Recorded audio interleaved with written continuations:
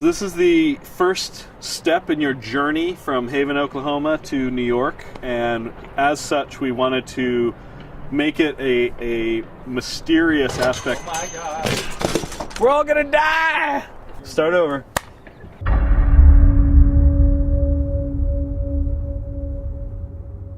Our goal with the boat level was really, we wanted to have actual movement from place to place, actual traversal, since this is a journey game. The theme for Resistance 3 is actually that of a kind of a buddy road movie. So we very secretively and very purposefully put bits of artwork in the level, whether it's an overpass, a gas station, a motel, things that you see and feel when you're on a road trip. Now in 2010 Safe America.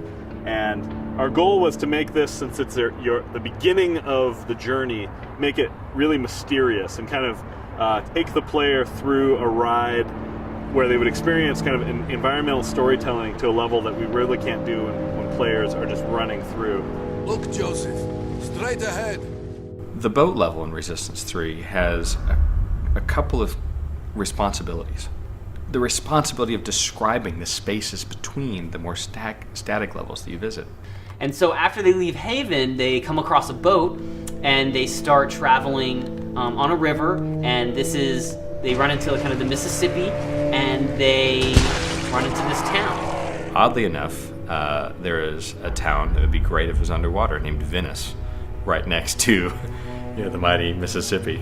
So this wonderful little town named Venice. We actually thought about naming this town to Venice, but we thought that'd be too bad of a joke, but it matches perfectly. It's Wrightsburg, Missouri, which is a made-up town. It's definitely a change of pace because you've just gotten out of levels where it's crazy, intense combat, so it's like take a breather and like give you time to take in the surroundings. So this is your first time out of Haven, sort of seeing what the states look like after, Khmer occupation.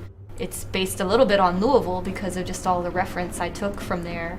In the Resistance 3 boat level, we actually have this huge climactic bridge crunching sequence that was kind of a technical challenge. We wanted to make sure the bridges felt right, looked right.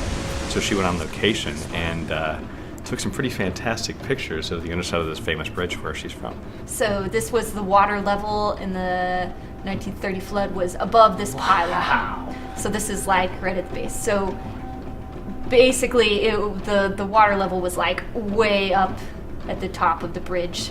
So we sort of use that as a reference for how close the bridge is to the water.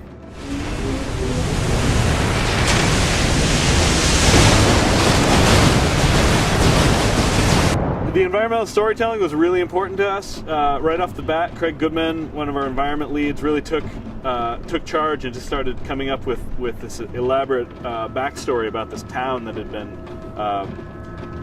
been evacuated.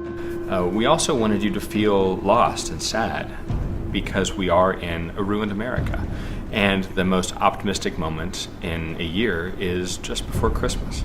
Because it really sort of ties it back to like humanity and the sense of humanity and what was once normal and is now like overrun. And you pick up on this as you go through the town, and it has a lot of character. And there is something there. You can feel this kind of history. One of the really cool things about this backstory is the fact that it resonates and kind of supports the kind of meta story that R3 tells. And that is a group of survivors kind of following them on a almost day-to-day basis as they exist in this fallen apocalyptic world. And so that kind of story, that kind of feeling of this being a real place, really allowed us all to gel around and make decisions as the level progressed, and to make it feel like a home that people had lived in, and a home that is now lost.